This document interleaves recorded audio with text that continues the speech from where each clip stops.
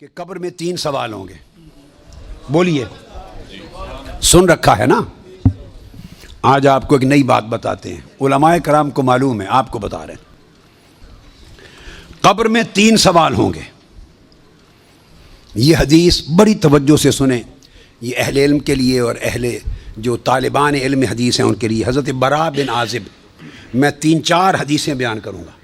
حضرت براء بن عازب راوی ہیں, اور یاد رکھ لیں کہ قبر میں 3 سوال ہوں گے. کیا؟ مر ربوں کا, تمہارا رب کون ہے. دوسرا سوال ما دینوں کا, تمہارا دین کیا ہے. تیسرا سوال ما کنت تقول فی ھذا رجل محمد, حضور علیہ السلام کا چہرہ پاک دیکھیں گے کہ ان کے بارے میں عقیدہ کیا تھا. 3 بتائے جاتے ہیں نا. میں آپ کو وثوق کے ساتھ کہہ رہا ہوں, تیقن کے ساتھ کہہ رہا ہوں, اور ذمہ داری کے ساتھ کہہ رہا ہوں. یہ 3 سوال نہ بخاری میں ہیں نہ مسلم میں ہیں.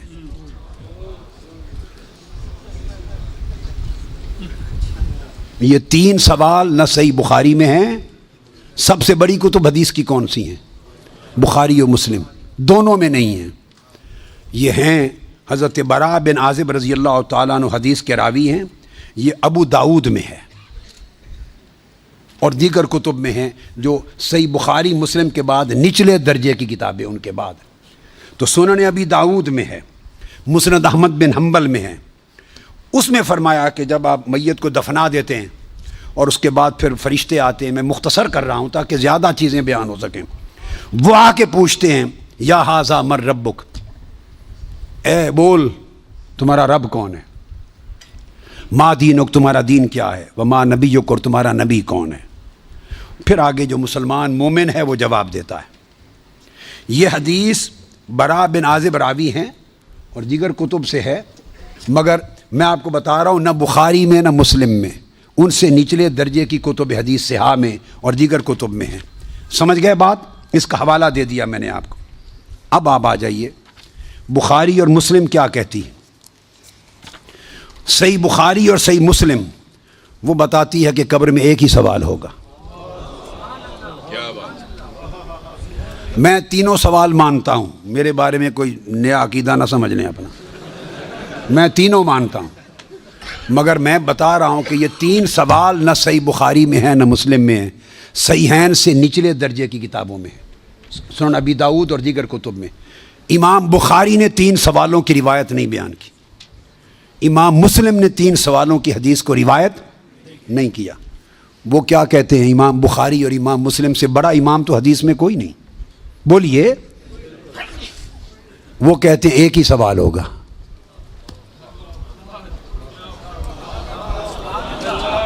اب ٹکراؤ آ گیا بخاری اور مسلم کی صحیحین کی روایت میں اور نچلے درجے کی کتب صحاح کی روایت میں ٹکراؤ آ گیا. مگر ٹکراؤ نہیں, پھر تطبیق کریں گے, جوڑیں گے معنی کو.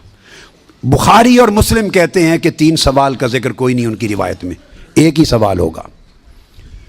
انس بن مالک رضی اللہ تعالیٰ عنہ روایت کرتے ان العبد اذا وضع فی قبرہ وتولى عنہ اصحابہ انه لیسمع قرع نعالہم اتاہ ملکان یقعدانہ فیقولان ما کنت تقول فی ھذا الرجل لمحمد صلی اللہ علیہ وسلم. صحیح بخاری. یہ صحیح بخاری کتاب الجنائز کو اٹھا کے دیکھ لیں, حدیث نمبر 1308 جا کے مطالعہ کیجئے.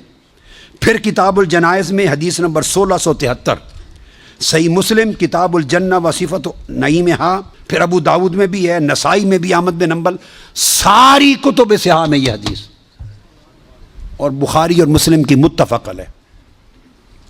اگر متفق علیہ حدیث کچھ اور بتائے اور نچلے درجے کی کتب حدیث اس سے مختلف مضمون بتائے اور تطبیق نہ ہو سکے تو کس کو اختیار کیا جائے گا؟ متفق علیہ کو. درست قاعدہ ہے نا. یہاں تطبیق ہے, آگے چلتے ہیں.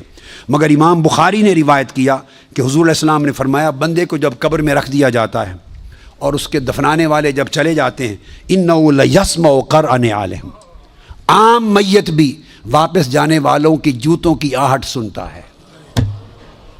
یہ متفق علیہ حدیث کے الفاظ ہیں. اِنَّهُ لَيَسْمَعُ قَرْعَ نِعَالِهِمْ, پلٹنے والوں کے جوتوں کی آہٹ سنتا ہے. ہم جھگڑے کرتے پھرتے ہیں, خدا کا خوف ہونا چاہیے.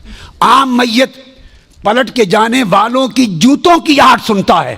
آپ کہتے ہیں اولیاء قبروں میں آپ کا سلام نہیں سنتے. ہم کس چکر میں, ہم نے عقیدے کہاں سے لیے ہیں, ہم نے کیا ڈھونگ رچا رکھا ہے. آقا فرماتے ہیں عام میت سنتا ہے قبر میں لیٹا ہوا جوتوں کی آہٹ.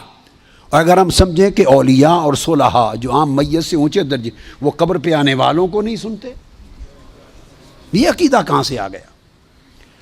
جب لوگ مر جاتے ہیں تو فرشتے آ کے اٹھا دیتے ہیں اور بٹھا کر ایک ہی سوال کرتے ہیں, ما کنت تقول فی ھذا الرجل لمحمد.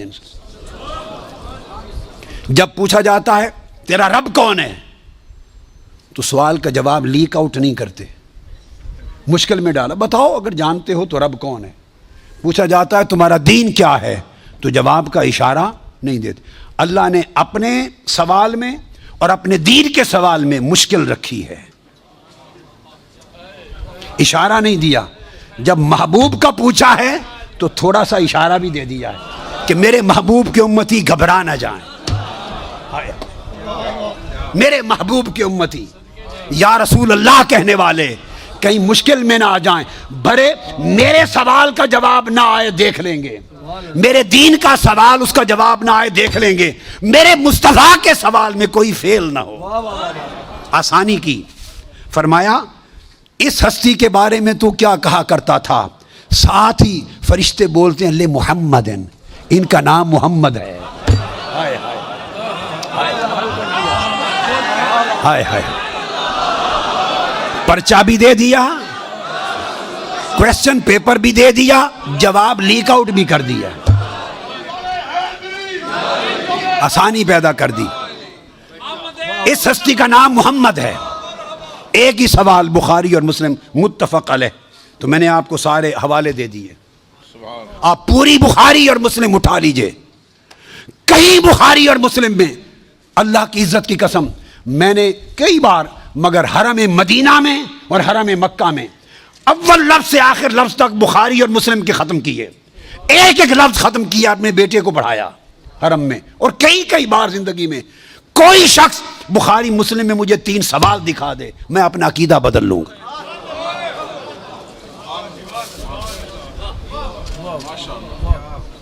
بخاری اور مسلم ایک ہی سوال بتاتی ہے, اس ہستی کے بارے میں کیا کہا کرتا تھا, اور ان کا نام محمد ہے صلی اللہ علیہ وسلم. اب ایک نقطہ اور دیکھیے, وہاں سادہ سوال ہے تمہارا رب کون ہے, تمہارا دین کیا ہے, مگر جب یہ سوال ایک ہی ہے, اس میں پوچھا ما کنت تقول, کانا یکون جب مضارع پر آتا ہے تو ماضی استمراری کا فائدہ دیتا ہے. یہ نہیں پوچھا جائے گا جب قبر میں پردے اٹھا دیے جائیں گے اور چہرہ مصطفیٰ سامنے ہوگا, ملائکہ کے ہاتھ میں گرز ہوں گے کہ کیا جواب دے پاتا ہے یا نہیں. جب چہرہ مصطفیٰ سامنے ہوگا تو ہر بھولے ہوئے کو بھی سبق یاد آ جائے گا, پتہ چل جائے گا یہ تو مصطفیٰ ہے, چونکہ شان آشکار ہو جائے گی. تو فرمایا یہ نہیں پوچھنا کہ ان کے بارے میں عقیدہ کیا ہے, یہ نہیں پوچھنا. فرشتوں پوچھنا ما کنت تقول, جب تقریر کرتا تھا جامع مسجد میں منبر رسول پر تو تب کیا کہتا تھا, جب جلسے کرتا تھا اور ذکر آتا تھا میرے مصطفیٰ کا, ما کنت تقول گلے پھاڑ پھاڑ کر تب کیا کہتا تھا, جب کتابیں لکھتا تھا تو میرے محبوب کی شان میں کیا لکھتا تھا. یہ نہ بتا کہ آج لے ان کی پناہ, آج مدد مانگ ان سے, کل نہ مانیں گے, قیامت کو اگر مان گیا. ارے جب چہرہ مصطفیٰ سامنے ہوگا,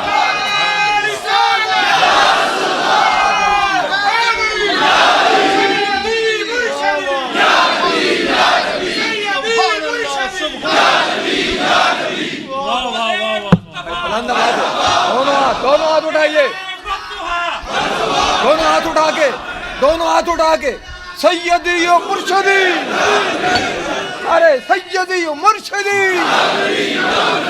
تو فرمایا یہاں تو جب کوئی اور شے نظر نہیں آئے گی سوائے 2 فرشتوں کے جو پوچھ رہے ہیں, اور چہرہ مصطفیٰ سامنے ہوگا تو پھر تو سب عقیدے کی سمجھ آنی ہے.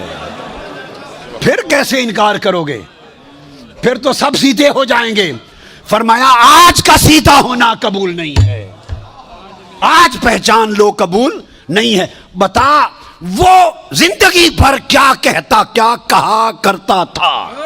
ما کنت تقول, تقریریں کرتے ہوئے حضور کی شان گول کر کے آگے گزر جاتا تھا یا رک کے کھول کھول کے بیان کرتا تھا؟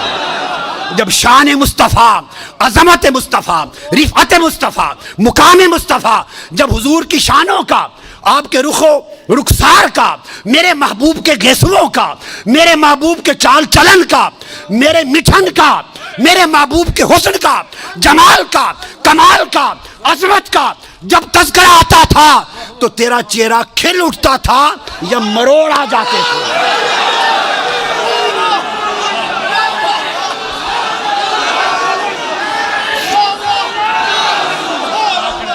جب میرے محبوب کی نعت پڑھی جاتی تھی, جب میرے محبوب کی نعت پڑھی جاتی تھی, جب میرے محبوب کی عظمت کے تذکرے ہوتے تھے, اس وقت تیرے چہرے کا رنگ کیسا ہوتا تھا؟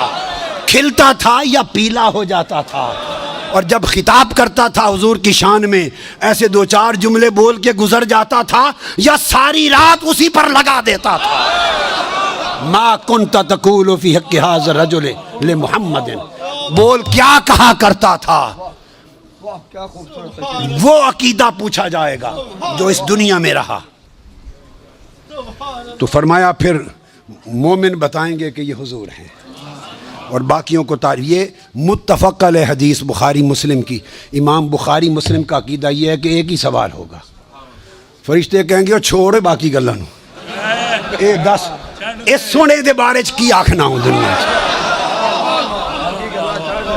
وہ باقی تبلیغاں تیریاں سن لواں گے, وہ ساری تبلیغاں, تیری تقریراں, تیری تبلیغاں, تیری کتاباں, تیرے مدرسے سارے دیکھے جان گے. پہلے دس اس سونے دے بارے چ کی آکھنا. ما کنت تقول فی حق ھذا الرجل لمحمد, یہ صحیح بخاری کی حدیث ہے.